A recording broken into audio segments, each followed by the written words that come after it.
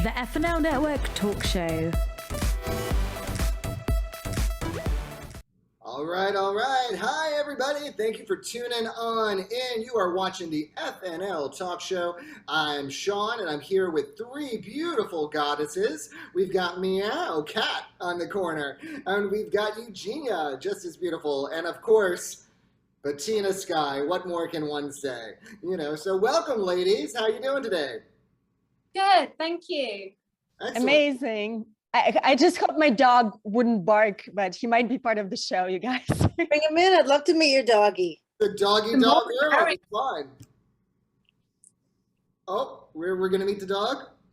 I see a beautiful house. I don't see the dog, but... The house is nice. It's very nice. Let's move in. Oh, hello, doggy. Pooch, I love Let's it. get a tour, though. The whole house. Exactly. I want to see the bathroom. I'm just kidding. This can be through the keyhole. I don't know if you guys had that show, but they used to tour around celebrity houses and stuff. So we can do through the keyhole, but the FNL Network version. There you go. I remember Cribs on MTV. Now, did anybody have a memorable 4th of July or not so much? I mean, I just worked the entire time. I do balloon twister. So I had 25 people working for me that day. It's really the most I've ever had working for me in all the 30 years I've been doing that. And my first job was in Teaneck for 4 hours. I had about 8 people on that one. And then me and my hubby went to do a second one in New Jersey, another 4 hours of balloon twisting. It was very busy and very crazy. And I rested the whole next day. Nice. Nice. Resting is good. I mean, that's what I was forced to do. That Friday before the 4th of July, I home tested COVID positive. So all weekend, I'm like locked away in my home. And then I was supposed to actually be pimped out by Bettina and be on a job for her on the 4th, but I didn't want to kill children by face painting them. So I decided maybe I should stay home. So I did. So that was my very exciting 4th. Happy birthday, America. I'm locked in my house. Yeah. Oh, no. In Los Angeles, it's crazy. Like the cases are rising and everybody's back to wearing masks. And I was at this white party. It's like an annual white party in Malibu, in Nobu, and there were thousands of people. Like it was so crowded. No wonder, now we're like back up and down. Yeah, so many people I know recently. My sister just got COVID this morning. Oh, really? Yeah. Aw. Yeah. I mean, luckily I didn't get sick from it. I just had minor cold symptoms. I was more concerned about, getting others sick, to be perfectly honest. You found someone else to do the job, but no one could ever really replace you. Well, I tend to blend in wherever I go, as you can see even with my shirt, like, where is that wallflower, Now, here's a question I have for you. I found out from a friend, his friend had tested COVID positive, but it's been now about a week. Now, I get it. He had a flight to Australia booked today, and it's, in a pricey ticket. It's a 24-hour flight. But he retested positive for COVID. They're no longer checking. He still went on the flight. Wow. What do you folks think about that? I thought it's naughty. I don't think it's so nice. I don't think it's good. I think everybody has... Would have done the same, and that's very selfish, but I probably would have double masked or something. I don't know. It's difficult unless you're in that situation to know the right, the wrong. I probably would have been, woohoo, Australia, off we go. So, yeah, it's what you do. You're damned if you do and you're damned if you don't. It's a hard one. We're living in a new world. So I'm like, what, are we supposed to do? And there's different protocols, like they say 5 days, 7 days, before it was 2 weeks. Now I have one friend who had tested positive and her doctor kept saying she kept shedding the virus. So I guess you're almost like Eugenia's dog. You shed a virus. For a virus. I don't know. Maybe I'm shedding now. I mean, if my hair starts to fall out as well, you'll know, oh, he's shedding. Who knows? Oh my God. Yeah, I don't know. What I've heard from a medical school is that you have to isolate for 5 days from the day you contract it, not the day you test positive. And then the next 5 days you mask, and then that's it. That's from a medical school. Okay. Yeah. Now, let's move on to something more positive other than COVID. I mean, because clearly that's a happy topic. I wanted to find out from you beautiful ladies, what has been one of your biggest life lessons so far? Whoever would like to start it off.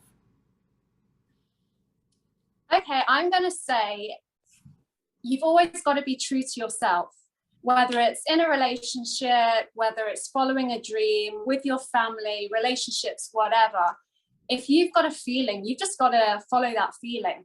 I know that people have tried to control my life in the past, and, you know, whether it's been career, I mean, I should have been a lawyer, apparently. I was going to law school, I was going to, you know, be a barrister in London. This was all news to me. But, you know, you've just got to follow your heart, follow your passions.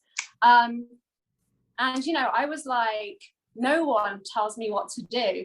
So, you know, I've always kind of believed that to be happy, you have to be true to who you are, how you feel, the relationships you have. And I think being true to yourself, it kind of affects all areas of life, you know, from work to friendships. And, you know, friends come and go. And if a friendship has become toxic and you feel it's toxic, then wave goodbye to the friendship, you know. So I think my biggest life lesson is never let anybody dictate to you, always be true to yourself, and never, ever apologize for who you are. You know, like if you do something wrong, yes, apologize, but like, I'm Kat, this is who I am, accept me, always be true to the person that you are. And if you do that, then you can blossom as a flower, you know, and you're not like a caged in kind of animal who's kind of angry and has anxiety and stuff like that. You just have to, yeah, you have to be true to who you are in all aspects of life. Excellent. What about you, Eugenia? Right as the leaf blower approaches me and my dog is going to start screaming. So I can share. I mean, I think it's an interesting time, you know, especially now. I got a download of so many interesting things just because we live in such an unprecedented world and so many things happen and everything is so polarized, you know. I learned a lot of lessons, but the biggest one is anything outside of yourself is your responsibility. You know, whatever works, whatever relationships you have, if you're really authentic, you can create whatever you want in your life. Anything is possible. And life literally gives you gifts, magical gifts of like creation to the proportion of the courage that you take and chances that you take. There's no limits. The only limits are, you know, given by somebody else. So you can determine your own limits of abundance. And it's been incredible. You know, once I started taking responsibility and not blaming people outside, you know, for whatever was happening in my life. And instead, you know, really, if something was wrong, I would talk to people authentically from my heart and change the situation. And amazing things started attracting. Like you can have anything in your career, in your, you know, in your private life, whatever relationships you want. And honestly, like coming from food lines where I had such a contraction and like limitation of things that were available, I think now having this expansion and, you know, not only materially, but like spiritually, and give it back to people and share it with other people. It's just been an incredible joy. I read this book recently, I'm still reading it. It's called Bending Reality.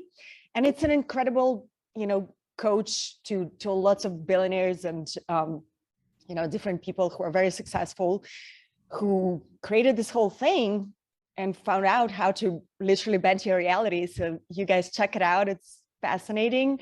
And, you know, you go from contraction to expansion and nothing is linear. But as long as you accept every moment and be honest and express authentically who you are, I think abundance is there for you. I love it. Well, I think me and Bettina often live in a bent reality, so I'll pass on over the buck to you as far as what is something that's impacted you that you felt you really learned and would like to share with everybody listening. Oh, I love what everyone's been saying. I feel similarly, and the way I would explain it, I don't want to keep looking at myself. I'll just try and focus. I just realize like I'm just like talking to myself. It's very weird. But anyways, talk to yourself. Why not? If you can't- I guess that's what Zoom's about. Yeah, so I like the idea of that when you're staying positive, no matter what's happening around you, like your circumstance, if you have a positive attitude and appreciative attitude, then that's the way to enjoy your life and manifest bigger things for yourself. But you just have to stay focused on appreciation and enjoying. And I really tried to do that. I mean, I've gone through some tough times previously. And I think the way I had gotten out of those times was to really stay determined to get out of the difficult times and trust that it will pass, and to just enjoy my day-to-day moments and living as much as I possibly could. And that helped to elevate me to the next level. And now I feel mostly happy and good, and my, feel like things are moving at a faster pace than I can keep up with in a direction I want. And the thing is just to stay peaceful and happy and have that high vibration so that I can continue to enjoy everything and manifest bigger and better things as I'm moving along. So that's, I guess it's my basic life philosophy or life lesson or spiritual challenge for us here on the planet. You got the attitude of gratitude, Miss Bettina, and Kat and Eugenia both embracing their authenticity and creating their own realities and not taking, no or other people's, gunk on, I guess, is kind of like what, Kat was saying a little bit earlier. I'm going to share an experience that I had. It's kind of like just owning everything and realizing that we give meaning to like even things in our past, whether it's good or bad. And really at the end of the day, I think it doesn't have meaning. It's only the meaning we place upon something. I remember when I did a reality show on Food Network, one of the other contestants, she was also a producer, and she's like, America's going to hate you, to me. And I was like, thanks. And I'm like, why? And then she's like, well, the typical audience is in the Midwest and they're going to think you're just rich and spoiled and all these things. And I was like, oh. I was like, I had no idea of like, that I was, portraying myself in a certain direction. So I'm like, well, if that's what they think, let me share the truth. I was like the first honey boo-boo growing up in a trailer in Florida. I had a lazy eye. I was overweight, looking like Precious. So like, I just like started throwing out all these things. But at the time when I was overweight, I was ashamed of being overweight as a kid. When I was, living in a trailer, I was ashamed that, my classmates lived better than me. And then later on, I realized, well, all these things, we all have obstacles, we all have struggles, we all have points of, fear or shame or self-doubt, and that often is what connects us, And to me, one of the biggest examples is Oprah, because I remember after she shared her story of overcoming abuse in her life, she became America's, #1 talk show hostess, and her life was never the same again. So I think what everybody said is, dead on, and it's all intertwined. It's like, the gratitude with the authenticity, with, just really owning who you are and being true to yourself and making your own reality, like Bettina and Eugenia and Kat and everyone's been saying. So thank you. I really love it. So, and if anybody listening, if you do not get the reality you want and you're not grateful, it's all our fault. I'm kidding. I'm totally kidding. You can just move to my house. Yeah. Hey, I'm moving in. It looks great. It looks great. It looks great. I mean, You live in Europe? You live in Europe, Eugenia? I mean, I live on a plane, but right now I'm in Los Angeles. Oh, that's nice. And now I wanted to discuss, it's summer. So, a lot of times, it's hotter. People are wearing less clothing. People are dating. Now, does anyone, I know Eugenia and Bettina are married. And me and Kat are single. I mean, for me, I feel almost like, the line from Sex and the City with Charlotte, where, she's like, I've been dating since I'm 15. I'm exhausted. Where is he? So any advice on getting a great relationship and maintaining a great relationship, especially maybe I'll start with Eugenia or Bettina, since you have a relationship. Bettina, go ahead. Help me, Bettina. Yeah, I never help you. No.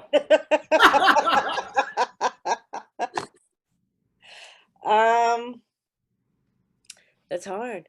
I think that one big aspect is really listening to, I don't know about finding someone, but I can talk about like maintaining a relationship, really listening to your partner, like with an open mind and trying to support them in any possible way is kind of important.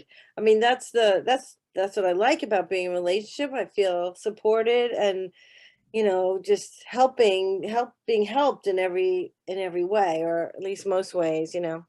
Um, so I don't know. I guess when trying to find a mate, to me, I think the most important thing is listening to the other person and to kind of try and see like where they have needs and where you can help them. I mean, I don't know if that makes sense, but to me, that's I think that's good advice. Like where can you go to assist this other person, as opposed to like what can they do for me? Because someone, if you're in a relationship and someone is giving you that vibe, what can you do for me? Doesn't it make you feel like you want to back away because you don't want to be with someone who's needy?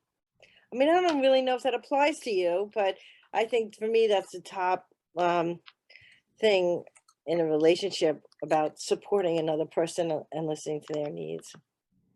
Nice. And what about you, Eugenia? What are your keys to a good? Can I go last? Actually, I'm just I have a relationship with my dog right now who's barking. Oh, so sure. You guys go ahead. I'm gonna finish up the round. All right. Well, Kat, I know beforehand you had said you have a lot to discuss about relationships, so let's hear it. Well, yes. I mean, I am the world's worst dater. I am attracted to self-destructive relationships. Like, That's so literally, good. I become the doormat. And I had the South African boyfriend I had. Remember the one that was like kissing the brother? Well, that one, he used to ask me to get up at 2 a.m. when he got home from work, cook him roast chicken and potatoes. And I would. It was so, I just was a doormat. And then after that relationship, I moved to LA and I met another guy. And he was also a little bit abusive. And I think my problem is, it's not necessarily the dating. I can meet people, but I am like the runaway bride, but the first date version. Like, I'll be getting ready for a date and then suddenly I'm like, hold on, this is not what I want, and I won't turn up. So that's the first obstacle. The second obstacle is, that is not helpful. like the amount of people that I have stood up is untrue, because it's like there's not even an altar in a wedding, it's the first date and I'm like, whoa, I'm out of there. The second thing is, I think you have to really learn to love and appreciate yourself before you can have someone in your life and you can date and you can appreciate each other. And I, for many, many years, had self-destruct. And I finally really like who I am. But my focus right now is career, because that's like the last piece of my puzzle. I want to get my career where I want to get it. And, I can do the Rayas and the Tinders or whatever, but I'm not interested. And I'm going to say, this is LA. And LA, there's always a greener piece of grass. So if you meet someone, and I was talking to a married friend on Saturday, she's got 2 kids, settled down, very happy. And she was just like, I can't believe Paul's, friends, they were dating someone who's awesome. And then they kind of like, it's like a deer in headlights. And they suddenly just reverse. And then they start dating someone else because they don't want the commitment. And I'm going to say right now, I'm happy being me. And it's not going to be the hot girl summer, but it's not going to be the hot girl dating summer. So, I'm at a place in my life where I just need to keep pursuing what I need to pursue, keep working on myself. And then when the time's right, I'll bring someone else into the fold. But right now, I'm not interested in even going on a first date. It's not for me at the moment. So that's my 2 cents. A lot of hearts. I'm just saying, all these viewers are very disappointed. Well, when the times are right, you know what I mean. Okay. But I'm attracted to, destructive people and people that have got issues. And that's often a reflection on yourself or what you've gone through. And you have to change to be able to change what's going on. And, I've been on my own now for a very long time. and I've been celibate too during that time. I've just not been interested in any of that. I've just kind of needed to heal myself and to work on myself, and to go on an app, swipe away just to find someone for a night. I mean, to me, it feels like I'm going to backtrack from where I've, how far I've come forward. So when I meet someone, it'll be organic and it'll be lovely. And until then, it is the hot girl single summer. All right, hot girl. But she's single, so don't try to get a date with her. She's going to say no. She's going to stand you up. And she's going to run for the hills. You little heartbreaker, you. I mean, I, on the other hand, contact me. I will say yes. Reach out. I am ready. I am tired. I don't have that many years left. It's enough already. Now, as far as like a big city, I totally hear what you were like saying, Kat, because, even in New York, there's always going to be, this is what I came to realize, somebody richer, somebody younger, somebody, whatever that thing is you want. So I feel you just have to, find somebody who you have enough in common with, who you enjoy being around, and vice versa. Ideally, like Bettina said, it's a give and take. You're there for them. You try to help them. One of my biggest obstacles I found has been, in the gay community, finding guys who even want a relationship, because still I would say at least probably half the gay relationships are still open on most of the couples that I know, so they're not monogamous, and that would not be for me. I'm an only child. I will not share my toy unless it's broken, just saying. So I was like, no way is that happening. Aside from that, like on all the apps or whatever, okay, Kat's not doing it. I'm swiping every damn way trying, but like even when I do it, half the time I feel like I just wasted out. It's like you'll go, hi, what's this? And then nothing comes of it. Or it's very easy, like all the time, I can meet somebody out or I can meet somebody online for a hookup. But as far as actually having a real date or a real relationship, it seems to be like the bigger obstacle for me so far. So if anybody watching has a good sense of humor, preferably a house like Eugenia, feel free to reach out. I'm available. I might even go to LA. Why not? I'm ready. I'm ready. Kat will say no. I will say yes. When Kat says no, Sean says yes. That's what we're learning. I'm just saying. Okay, so now you, Eugenia, life lessons. Oh my God, so funny. Well, I'll say something simple like love is love, and I learned a lot. I mean, being married for 10 years and being married before for like 6 months, I definitely learned about relationships. Don't get married for a dress. That was my first one. I had to annul that. And, marriage is a lot of work and lots of therapy. I go to therapy every week. But what I learned is like, first of all, you can't change another person ever. You can only change yourself. And you have to care about another person more, just like have compassion for them. And they might grow in a different direction. Like I learned through therapy every 5 years, you become a different person. So if you are somebody who you're in one relationship with is going in a different direction, you're just going to keep growing apart. So you always have to check in with each other. But like literally, I never know. Every day we might get like together and not together. I try to be grateful for every minute. I learned that there are different kinds of love as well. There's like 7 types of love. And some of them are codependent, and I think the real love is unconditional. And to get to that, it just takes a lot of work on self. But then you really have compassion for, other people and what they go through, like on a daily basis and who they are. And you're just curious about them. So that's how I approach for my marriage. And when you know each other so well for 10 years, you're of course going to push each other's buttons so much. But you grow together. It's a mirror that is a reflection, like Kat said, like of who you are and all your bad things, all your shadows, all your things that you don't want to expose specifically, they come out in these intimate relationships. And if you stay there and you work through that, you come up as a more deeper person in a deeper relationship, I think. And in a way, like if you're single, I think I really, really believe in the law of attraction, and I believe if you visualize like the space where you want to live. I literally materialized my house like to the tea before I had it. And you create a space for the person that you want, and you kind of like already have that space. Maybe, you know, you don't have a space like Kat said, like she doesn't have a space. She wants to focus on her career. So until she has that space, she wouldn't attract that specific person. But it happened to me with friendships and, you know, like work, career, attracting other people in that sense, where I already visualize what I want, what qualities do they have. I have a space for that person, like, you know, at the table, literally, like you bring their spirit and then they just materialize. And it can be like in a different country. That happened to me with one artist that I really wanted to work with, and, you know, just met, and like we're completely from different countries and things like that. So I strongly believe in that.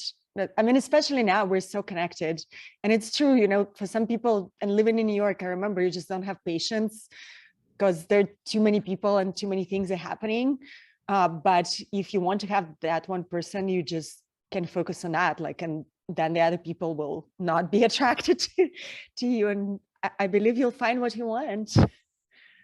All right. And did you say a table? Like, was it a physical thing that helped manifest what you wanted? Yeah, you just have to have space. You know, I'll go to the place where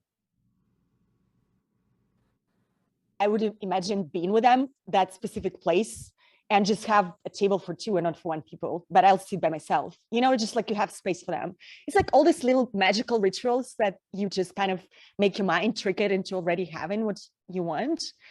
Start making fake dinner reservations. I'm down. I'm down. I know it's a little crazy, but no, I like it. I like it. works. Oh. You just like go to the dinner and then you like visualize you're having dinner there with your soulmate as you're eating your whatever, but you're visualizing that this person is there with you. Do I talk to him as well? Well, if you're in LA, that is great. Why did the next table move away? I don't know. Yeah, in LA, there's a lot of people who talk to themselves at different type of tables. Put the earbuds in so it looks like you're on the phone. All right. Set up like a fake doll. Go up. Well, you know, now I'm ready to go on my date. Here we go. You know, in Japan now, people marry to their robots. How crazy is that? Like, this is the future of relationships. Like, it's intense. That's nuts. That is. I'm sorry. That's crazy. Yeah. So you know, humanity's changing. When in doubt, fuck a robot. Well, I think they even created, you know, the wombs that are like outside a woman's body to raise kids. So they say by 2025, you don't need to, you know, be a human to have a baby, which I think is really bizarre. I think no, that's impossible. You don't need to be a human to have a baby? Or, I mean, you don't have to have it inside your body. You know what I mean? Just, oh, wow. They're going to grow a baby. Wow. In some outside womb. Yeah. Wow. That is crazy. Very crazy. Yeah, we're definitely evolving as species, but, you know, I think we're acting upon so much history of like whatever, you know, procreation, and like, have you seen Elon Musk is having these kids? Like, he's just popping them out with different mothers. He's got so many now. My gosh. I know. Yeah, he's on a mission. He just had twins, didn't he? Yeah. So, again. Yeah. And he's got multiple women on the go. I mean, Jesus, he's kind of doing the rich person equivalent of seeking arrangements, but with kids. It is bizarre, I think, a little bit. Wow. Because you can't be a good dad when, you know, you're so busy and you have so many kids. I think it's tough. Like, my kids need attention. Honestly, I have, you know, 2.5 kids, 2.5, third is my stepson. And also we live next to my husband's ex-wife just to kind of have an extended family. Yeah, just because it's better for kids, you know, and they feel safer. It's all about them. But they do need attention a lot of times. Like, my daughter, before yesterday, she faked that she like slided into the bushes and was texting me like, help, I'm dying. And I was so concerned, you know, and I realized like I was just busy on one of my Zooms, and she like really needed just time with me. So she like acted it out, like she was really hurt and things like that. And all she needed was like the time without distraction. Maybe that's how I'll get a date. Help! Help! Like what you've been doing on here. I don't know. No, Sean, you've got to go swimming and you've got to drown and hope for a hot lifeguard. Okay. That's what you got to do. Go drown and be rescued by a lifeguard. Bit of mouth to mouth. You know what I mean? A lifeguard the other day in New York was pretending he was drowning and got bit by a shark. Oh my God. Wait a month. Oh. I'm just saying, because I did read that. They were doing a shark rescue, actually, and he was pretending he was in distress, and a real shark came along, talking about manifesting. He manifested a shark. Well, yeah, careful what you wish for. I guess so. But do you have a type? Do you have a type of person that you want to attract? Breathing. Breathing. He's not fussy. You know. Okay, so now switching on over, let's discuss something that I think might be fun. Embarrassing moments.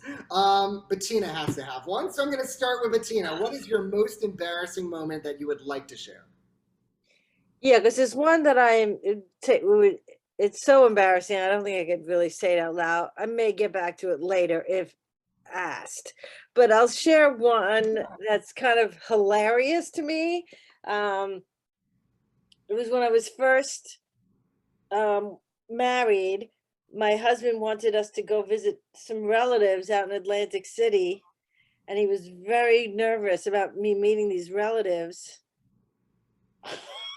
Can't wait. I was wearing this purple jumpsuit that was held together by Velcro. But when we got up to the door, that Velcro unzipped and I down. So I was just standing there, my bra and underwear. And I was laughing so hard, because I opened the door and my husband was like mortified. He's trying to like pick up the jumpsuit. And I was like laughing so hard because it was so insane that I was like wearing that for meeting someone he was nervous about me meeting. So it was funny. Nervous out, don't wear Velcro. It's very much a surprise moment. I love it. Love But it. I was laughing so hard I couldn't like pick up the jumpsuit, and he was trying to like pick it up, and and I just thought it was hilarious. A similar thing happened once when I went to visit my sister. She was, this was so long ago, she was working with these religious people, like Hasidic religious people, and I went to visit her in her office, and I don't know what happened, but my whole dress like flew up. So I ended up just like standing there, hardly wearing anything in this like religious, like, company. And my sister's like, "Where's your dress?" I was like, "Oh, I you don't want Steve to marry you by showing up naked on multiple occasions?" Those are the two I'm willing to share that I could think of. Yeah. I love it. Do you have a good story, Kat? Okay, yes, I kind of have two and they're kind of related. So I'm very much at home. I was one of the lads and would go out drinking and it would be long drink shot, long drink shot. Okay, so I had a new year and we've got this square in our local little town and it's got 4 pubs. So each pub, it was like shot, long drink, next pub, shot, long drink. Anyway, these lads, they're big 6 foot, beefed up guys, and there's little me like, I can keep up. And then my friend Linda's like, I can't keep up. So I'm like, I have yours. Anyway, we do 2 rounds of these pubs and then we go to the final destination. And my eyes rolled and I collapsed. And so I got carried outside, dumped on the sidewalk. Next thing I know, I'm in an ambulance on my way to hospital. So yeah, and I have the ambulance like paramedic. I remember him bitching at me about wasting NHS resources and someone's life could be in danger, and I was an immature little thing. Anyway, so get to hospital, they put me on a trolley, and it was probably about 10 p.m. New Year's Eve when I collapsed. Anyway, by midnight, I am throwing my guts up in the hospital corridor. My then Austrian kind of like a guy I really liked calls to wish me Happy New Year. And my friend Linda answers And all this poor guy could hear was as I'm like throwing up everywhere. So that was kind of really embarrassing. And then I had another New Year, and that was also drink related. But anyway, so we went to this small little club in like, it was just outside a village. It was like a little local place. And I got roofied. So a curtain came down on my night, and I was like gone and lost in this club for like 5 hours. Like no one had seen me. And someone like found me like 5 hours later, and my ear was ripped. And I had blood streaming down me front and back. Anyway, I couldn't remember my parents' name, nothing. Anyway, one of my friends like gave someone my information, and my parents came pick me up. And my dad is a doctor, and he's like, I can do nothing with that ear. So he kind of puts me in a big head bandage and packs me off to bed. And the next morning, he's making phone calls to friends of his who are plastic surgeons. And they're like, hey, you know, do you mind like giving up your whole New Year's Day? You know, Cat needs surgery. And I had a family friend basically give up his whole day, come into hospital. It took 3 hours to mend my ear, basically because of New Year's drink. And it's embarrassing because I was just kind of like, I'm not going to say I was out of control, but because I was never a person who did a lot of that. But what I'm saying is really embarrassing that I ended up in that situation twice. And I'm not ashamed by it, but I am embarrassed by the inconvenience it caused everybody. And yeah, I don't drink when I go out now. I don't drink when I go out. So you say you were roofied? Was that something you kind of glossed over there in the story? Yes, I was spiked because I know that when we went to this club, I'd had one drink in the bar that I used to work in, like, you know, like before we went to the bar. And then when we went to this club, we ordered a drink. And I just remember it was like a stage theatre curtain coming down like that. And then I've got nothing for 5 hours. And then I remember being found in the toilets. And like, again, it was kind of like the curtain came up, but I've lost the whole night. And you don't get that on 2 drinks. So I have no idea what happened to it. It looked like someone had bitten a chunk of it off. I mean, my car. You so they could bite your ear. That's what it looked like. It looked like someone had bitten it. That's terrible. That's terrible. That's so I have no idea. But I mean, I was just really. You don't really know what happened. I mean, you don't know. Not at all. You don't know. But thank goodness you weren't taken out of the club, you know, on a brighter note. I mean, at least you. Well, yeah. But I mean, to me, the first one where I just kind of got carried away and collapsed, that was really kind of an embarrassing moment in life, you know what I mean? Because that night I was just kind of like, yeah, I'm one of the lads, let's do it, guys, you know. And they're like big guys, and I'm 5'8" and very doll-like and petite, and there's me just like dum, like. And obviously England's got quite a big drinking culture. We get very messy at New Year's. And yeah, to me, that's one of my most embarrassing moments. I mean, I've done some stupid stuff in my life that, you know, kind of like the clothes mishaps and stuff like that. But to me personally, ending up in hospital twice was my most embarrassing moment. So, because it's not who I want to be, you know, so. But the thing is, it wasn't your fault. You didn't. The first time when we were going drinking in all those bars, I was just carried away, and I was just, you know, my friends back home, they're all like motorbike riding people. I was like, I had my motorbike and stuff, and I was just, yeah, I'm one of them sort of thing. And it'd be, you know, like, shot, down it with the drinks. And that was kind of, yeah. And I just went too far for what I could handle. And to me, that's kind of, I can't stand a sloppy mash, you know what I mean? And I was a very sloppy mess. So. Well, I could see why you might be scared of being in some sort of relationship. I mean, that's heavy stuff that happened to you, and you don't even know like what happened. You could have been like seriously been abused or something. I don't know. That's scary. I would recommend trying to get into some sort of hypnotherapy or something like that, because you don't know what happened to you. You could have been seriously physically abused, and that kind of trauma remains in your body and prevents you from lots of things that you may really want. Yeah, I mean, I do want a relationship. Yeah, but that's the kind of thing that, you know, you don't know what happened to you and is affecting your life today. I mean, you know, I'm just offering advice where I wasn't even asked, but I couldn't help it. No, I have something that did happen in my life which does affect me getting close to people, but that's to do with my sister, because I did get nastily attacked by her when I've been open about this. My sister's a heroin addict, you know, and that, you know, like, it stopped me getting close to people, and it's stuff that I've been working on, and I'm very happy to be who I am right now. So I do want a relationship, but I have some goals that I need to. You got to heal some stuff. Yeah. So. All right, Kat, good luck. Definitely.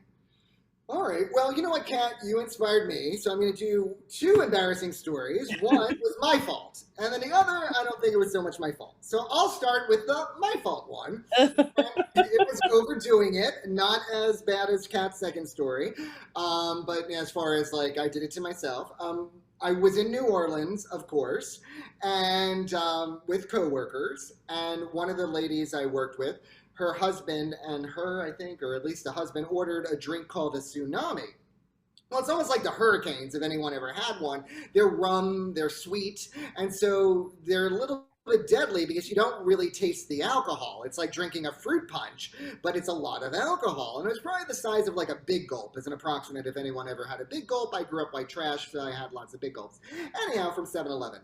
So I drank a tsunami, and then her husband decided he was going to get one for the road. And I'm like, oh, well, this is priced really well, so that makes sense. Why don't I get another one for the road too? Well, her husband actually could handle it. Turns out, me, not so much, because all I remember is after, like, you know, my second tsunami, like, being, like, all wobbly, no Uber or anybody wants me, because they're all afraid I'm going to puke inside the vehicle or what have you. And then I just go to bed. I wake up the next day, I have to work, but I make it on time, everything's set, I'm not sick, but I, like, walk into, like, 2 luggage carts. I'm, like, hit in the head with a luggage cart. I'm like, how did these luggage carts get in here? I don't remember. So it turned out, my coworker friends, when they finally got me back to the hotel, to get my body to the room, they put me on a luggage cart. And all took photos around me, like I was like a weekend at Bernie's dead body, because I'm sleeping on the luggage cart as they cart me into the room, and then like leave me, and I guess like I get onto the bed, or they help me onto the bed, and then just for fun, they add an extra luggage cart. But it wasn't until the next day when they show me the luggage cart evidence, and they're shocked they made it to work. They're shocked I'm not sick. I was like, it was the second tsunami. I didn't know. So it had hit me like a tsunami, but I did it to myself fully. But the story I was going to start with was 2nd grade. And I liked school as a kid, so I was looking forward to going to school, but I was feeling a little under the weather, and I wasn't quite sure about it at the time. Because, you know, 2nd grade, you're still young, like 8, 9-ish, whatever. And I'm in line, and all of a sudden I felt like I had to fart. So I went ahead and did it, and all of a sudden my pants were filled with poop. I had no idea. And I was like, oh no. And then all the kids can smell that I pooped myself. They're all like, oh my God. Da, da, da, da. And me being me, I'm like, it's him. It's that one. Like calling another kid like a witch. It's that child. It's not me. That disgusting child over there. But meanwhile, I'm standing with a lump of poop in my pants. And so we then have to walk to our classroom because I guess we're young. Everything has to go in a certain order at a certain time. And I was like, hi, can I go to the restroom? And they're like, no, you have to sit down and wait for the announcements. So then I had to sit in my handiwork, waiting for the announcements. We Oh. finally did the pledge or whatever it was, and I go to the bathroom, and I'm there scooping poop out of my pants into the sink because I didn't know what else to do, but I wanted to finish the day, and I didn't really feel that bad, so I'm a pooper scooper at the sink, you know, and a kid comes in, and I'm like, get out of here! And then he runs away. I don't know if he saw what I was doing or not doing, and then later I finally go home, and my mom's like, oh my God, you should have told me. I would have got you. I didn't know you weren't feeling good. I'm like, I wanted to go to school. I didn't know I would shit myself. But I did. So that's probably the story I was going to go with as an embarrassment. So, Oh, that's brilliant. That's really funny. yeah. What about you? Sitting Eugenia? our hands. Wow, these stories are hard to top. We wonder why I'm single. Flying the flag. Surprise! All right, Eugenia. Oh my God. Yeah, like your stories, guys, just so funny and hilarious and honest. I love the honesty. Kat, I can totally relate to and to, you know, to all of you. With alcohol definitely makes you embarrassed, because I don't know if you guys do that, but if I have a little bit too many drinks, I'll start texting all of the people I know and telling them exactly how I feel about them.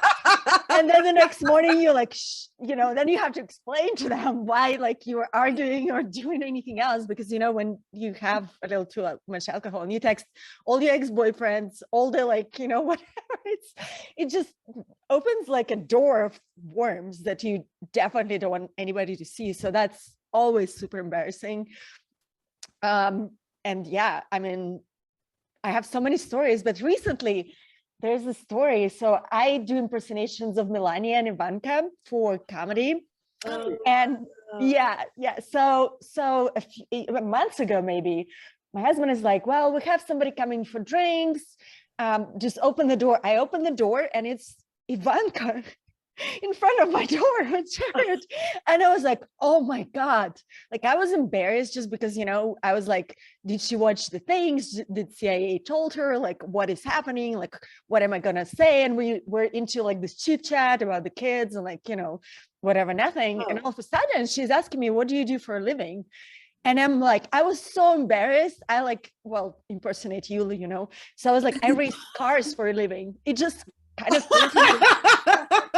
and she was like blinking at me. She's like, you race cars?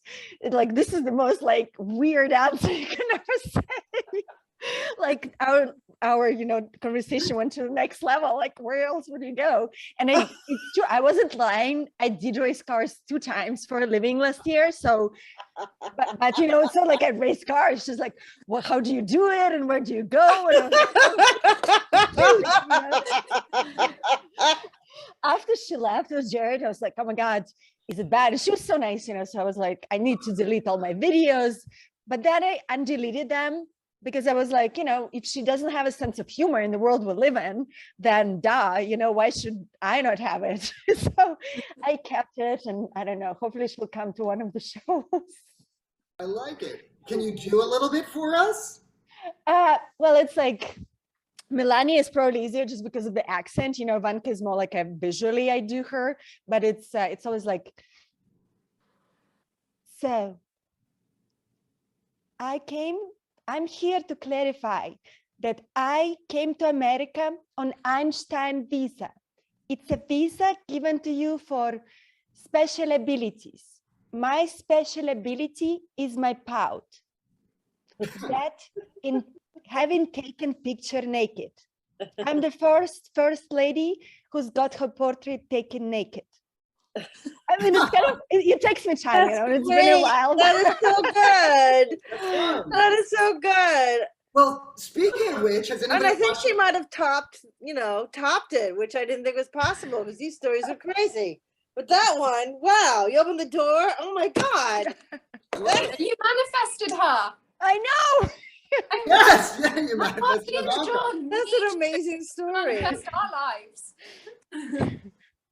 I love it. Has anyone watched the Showtime series, The First Ladies? I love yet. writing on it. I don't know if Not anybody yet, else not has yet. seen it. but because Melania made me think about it. She's not in it. It's the Obamas and the Fords and Eleanor Roosevelt. But anyhow, it's a great show. If anybody has Showtime or wants to see it, thumbs up. Great acting, great writing. Anyhow, giving a thumbs up to that. And all of you ladies are my first ladies. So I'd like to thank all my first ladies for showing up here tonight. I'd like to thank everybody for watching tonight's episode. We appreciate all of you, whether you're listening to our embarrassing moments, our inspiration, or our need or not need for a relationship. We've covered a lot. So you got to know us. We'd love to get to know you guys. Feel free to leave feedback, leave a comment. Thank you for tuning in. Thank you, ladies. Thank you, everybody. Have a great night.